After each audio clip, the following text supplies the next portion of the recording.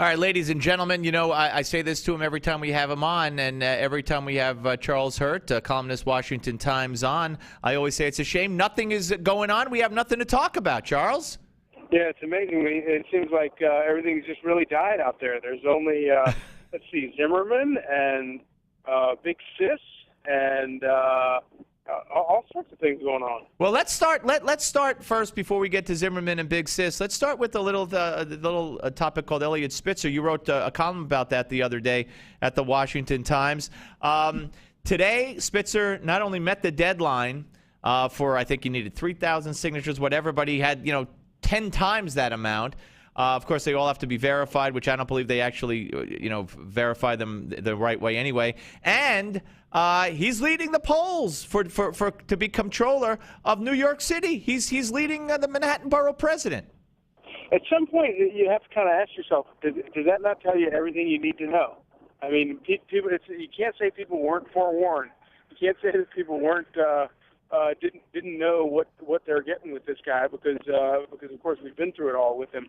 But it really, it raises real questions about, where if we, and it could just be that the sort of general expectation of politicians has fallen so low that we're at this point now where we just expect this kind of behavior from politicians. But the thing that I find really creepy about all of it is, let's not forget, it's not just all the disgusting and gross things that we had to learn about that he did, but also he lied about it. He lied throughout the entire process. He led the life of a lie with his family, and why that doesn't sort of disqualify you as a public figure, I just don't understand that. Well, not only that, but he broke the law. He broke the law that he enforced vigorously as Attorney General and Governor, and that he helped create. He went after John's customers of prostitutes with a vengeance, and he himself all along was the customer of a prostitute.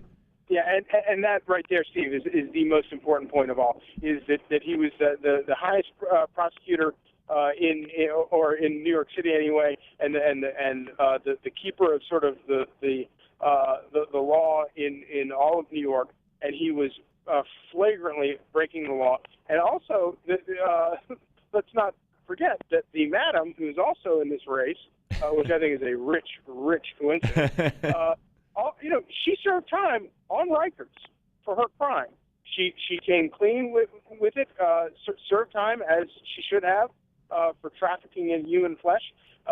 But he, of course, skated on all of it. And I think she has a really legitimate beef in attacking him directly on that point in the campaign. I think it's totally an important part of this campaign. Absolutely. And she, of course, is the Libertarian candidate, so she's going to be on the ballot. And if there's any debates to be had after the primary, if he wins the Democratic nomination, I would say she has to be included. But I got a feeling he wouldn't even show up. And he doesn't need to, because he doesn't need to take public money because he and his daddy are rich. So that's a problem. Yet again, the whole finance system is geared towards people who are, come to it completely wealthy and have all the money they need to support their own campaigns. Because if you don't, and you lay all the blame for that at the feet of campaign finance, so-called campaign finance reform. If it weren't for that, wealthy people wouldn't have that extraordinary advantage. We're talking to Charles Hurt here on the Steve Malzberg Show, columnist, Washington Times. All right, let's move to Zimmerman. The closing arguments are over. The jury now has the case. I had a prediction on this show earlier from Paul Callan that he believes there'll be a verdict by the end of the weekend. Alan Dershowitz wouldn't predict, but Dershowitz believes there should be an innocent verdict or a not guilty. And Callan says if there is a conviction on manslaughter, which he sees as possible, it will definitely be overturned upon appeal. This is really a case that should not have been brought in the first place.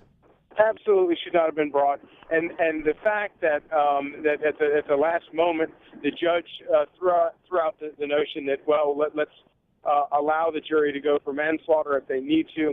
That to me was the most disgusting bait and switch I think I've ever seen. The prosecution never made the case. Nowhere in their argument was was the case made that he committed manslaughter. Their case was that he committed depraved murder, and for them for the judge to at the last minute just say willy-nilly, oh yeah, well you consider this too, in order to give literally just in order to hand the sword for the baby to be split right down the middle.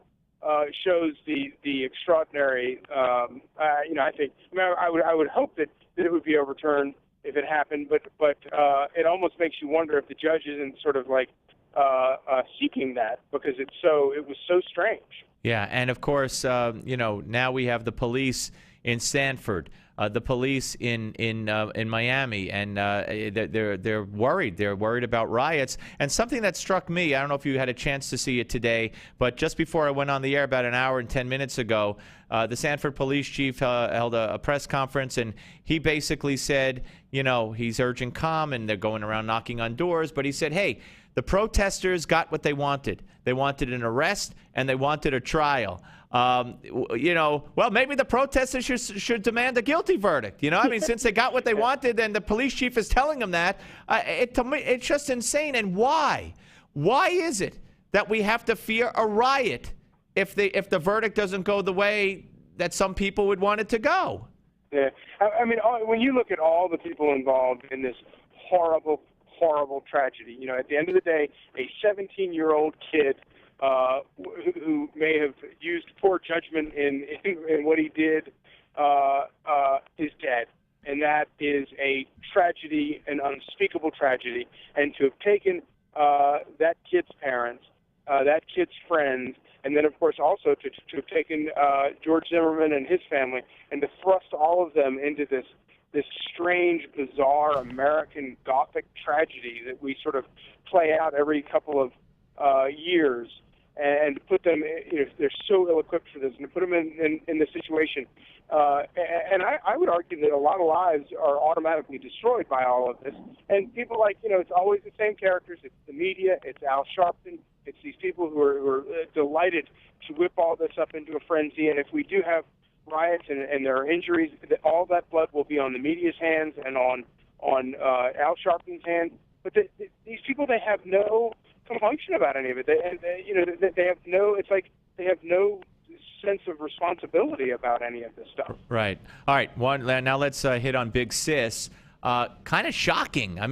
Especially for conspiracy theorists who believed that the Homeland Security Department might be buying up all the ammunition and camps are being built and all that. And now she's going to be president of a university, which would indicate that she at least thinks that the country has a future. Yes, indeed. I think it's. I thought that the speculation that what this really means is that Eric Holder is there to stay for the remainder of the administration, or at least as far as we can see of the administration. I think that is kind of interesting and would actually, in my mind, sort of add back to the conspiracy theories, because I've always believed that sort of he is running the show behind the scenes in a lot of different ways. He wields enormous power, I think, inside the White House and obviously throughout the administration.